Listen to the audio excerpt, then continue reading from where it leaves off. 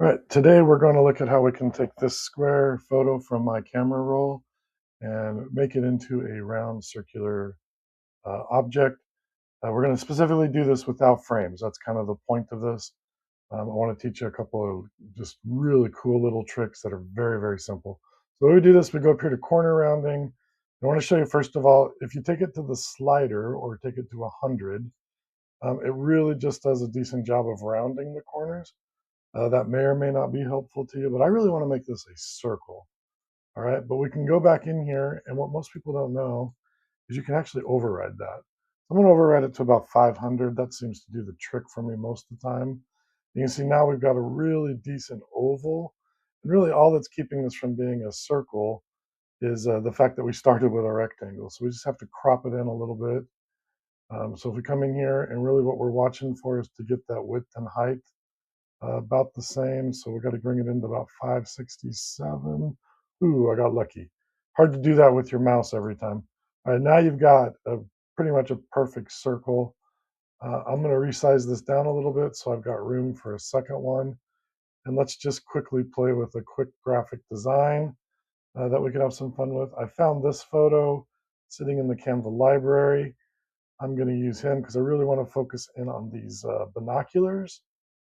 And we're just going to drag this thing out, make him about as big as we can. Resize this so I can get that in there. Bring him down.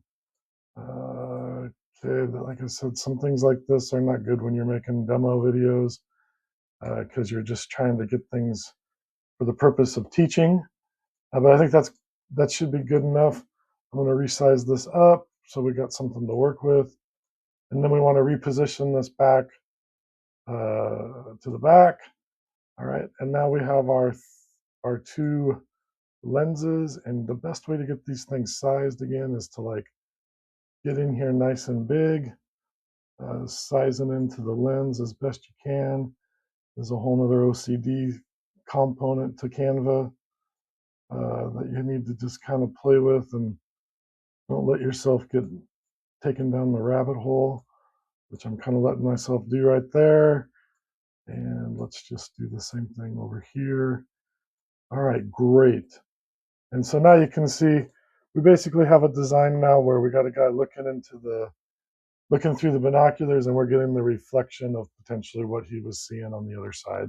And you can use this now for like zoom in, zoom out graphics, things like that, if you wanted to do something like that in a video or some other presentation.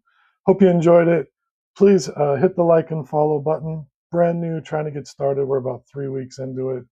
And I hope you enjoy these tips and tricks. We'll talk to you next time.